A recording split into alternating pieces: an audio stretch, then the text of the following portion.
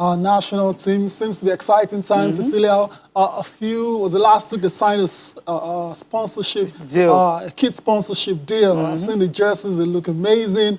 But prior to that, a player who used to play in the NFL and the CFL committed his future to the Black Stallions. I'm talking about Frederick Henry-Ajudua, former NFL player, is going to join us now to tell us all about that and why he's excited and why he's decided to commit his international future to the Black Stallions. He's joining us from Atlanta, Georgia. Henry, good morning. It's great to have you on the show, Frederick. Good morning. How's everything?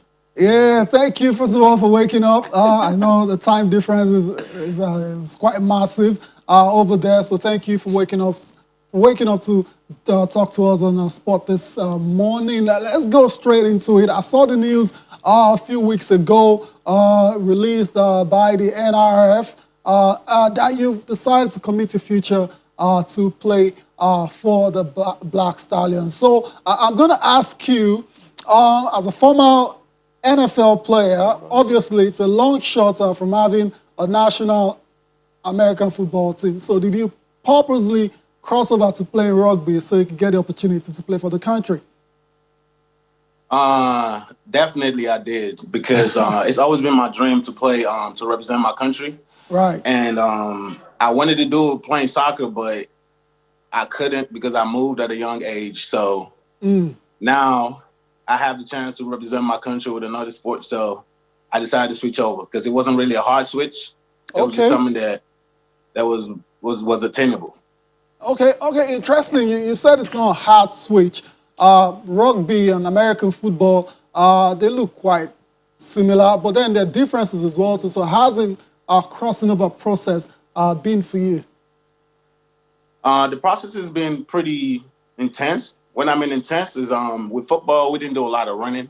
Okay. But with rugby, we run like we soccer players. So we have to be a little bit more fit playing rugby. And just learning the rules and the lines and all the extra stuff with rugby. That's really all it is. But it's really not that much difference. And the tackling, too. You have to tackle with fundamentals. Like with football, you just throw your body into the way. But with rugby, you really have to know how to tackle with fundamentals. All right, interesting, obviously. Got Cecilia here with me as well. Interesting, because you signed for the Rugby ATL this season, for the Major League Rugby season. You signed for them. And, of course, now you want to play for Nigeria. Is it the background of the soccer you had? I mean, you were interested in playing football, that soccer, before, joining NFL and all that. Was it that background that actually made you to switch from that to rugby? Yeah, I mean, I've always been a sports guy all my life. And soccer was big for me because I grew up in Lagos, Nigeria. But I'm from Delta State. So I played soccer growing up. So when I moved to the United States, the school that I attended didn't have a soccer team. So I decided to pick up football. And since then, I played football all through college and went to the NFL, CFL. And then I picked up rugby in a graduate school. Because right now I play for Live University Men's Club. And since then, I didn't turn back. It's like rugby it's just a great sport. It's like a combination of soccer, football, and basketball. Very intense indeed. We're seeing pictures from some of your workouts. And I have to agree, it is indeed very intense. Sports. Talking about playing for Nigeria, for the Black Stallions, have you met the coach at Bronson? Where and what was your first conversation like? I have not met him yet, but I've been talking to him. Yeah, I've been talking to him via Zoom and FaceTime. Of course. He calls me. We talk a lot. But the first conversation I had with him was he sent the captain to message me on Instagram to tell me that my country basically needs me. Right. And this was sometime last year, but I was in season then for Live Men's Club, so I couldn't go.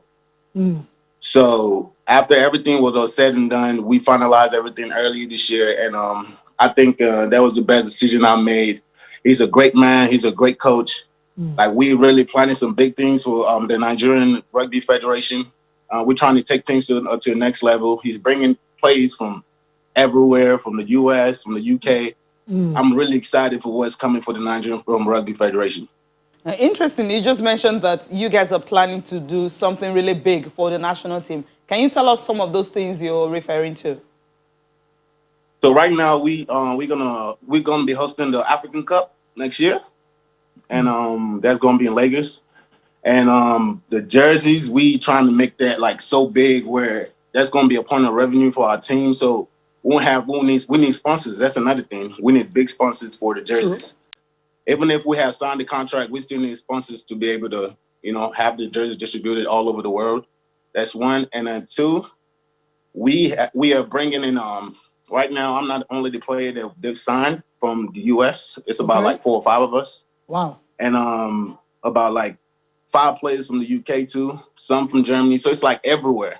We're trying to make the team go from a tier 3 to a tier 2, be the best in tier 2, so we'll be able to compete with South Africa and Kenya. Wow. That's the goal. Wow, that's a big goal.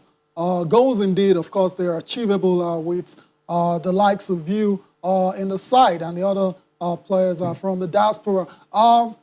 Frederick, let's talk about you. What are you bringing into the side? I mean, for football fans that know you, they know you're the defensive player. But what are you going to be bringing into the national setup, the Black Stallions?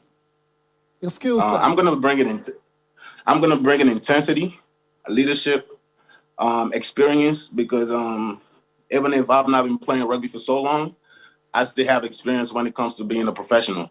Right. So I'm gonna bring in all that to the team and a lot of bonding, because I feel like to have a great team, you have to have bonding and players to be able to call the next player and be like, yo, bro, I need something done. And the person will be like, okay, I got you. So that's what I'm going to try to bring in, like help carry my team, be a follower. I want to be a follower first before I become a leader, because that's important. And listen to the coach and take everything the coach tells me, take it, absorb it, and, show it out on the field. That's a good one. You've talked about the coach, about how you guys are trying as much as possible to make the national team look different, bringing in more players, to help compete with the likes of Kenya. We know that in Kenya and, of course, South Africa, these other countries, they have a good grassroots project. What are the plans for that? Are you guys talking towards that, the way you can actually grow the sport right from Nigeria? Yeah, right now we have like webinars, like every 3 weeks. Like all the leaders on the team come together. We talk about how we're gonna start like camps and how we're gonna start going to like different states in the country to look for talent. But that again is something that we gonna need funding for, just because all the funding is going to the Nigerian soccer team, which is okay. They're a good team. But with the rugby team, we need funding so we can be able to do all like buy equipments, like there's a lot of things we need to be able to stand and compete against these other countries. You're right. You're correct. Absolutely correct. For you to compete at the very highest, you'll be needing a lot of support financially for the side. The next World Cup, 2023, Rugby World Cup. Is it too early for the Black Stallions to start dreaming or aspiring to be at that competition? Right now we planning. I mean, when my coach asked me what's my goal for this team, that was my goal for the team. I want to be one of the first players to go with Nigeria to the Nigerian World Cup. That's a big goal for us, and we really working towards it. So right now we're just trying to find the team and the right players that's going to commit to what we have planned to make it to that level.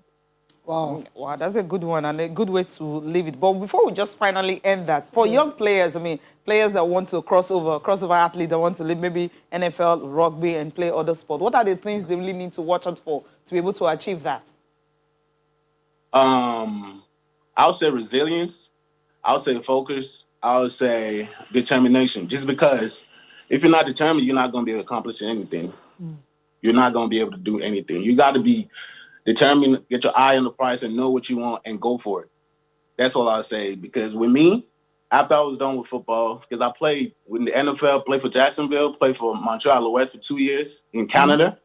I left. I decided to go get my doctorate at Life University. I'm going to become a chiropractor in less than a year. Wow. Wow, this is a good I one.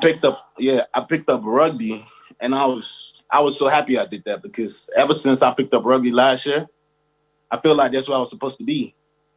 You know, I mean, it was hard to run in the conditioning. It was hard at first, but once you put your mind to anything, God works, especially if you're a prayerful man. You got to Yeah. put God first, too. Yeah, absolutely, Yeah. definitely. Freddie, looks like you've done the right thing, and you have, I mean, played in the major league rugby. You've also played in the CFL as well, so you must be doing something right. Henry, thank you very much for joining us on the show. Really appreciate your time. Hopefully, the next time we see you, you'll be done in the colors of the Black Stallions representing the country. Thank you very much. Enjoy the rest of your day.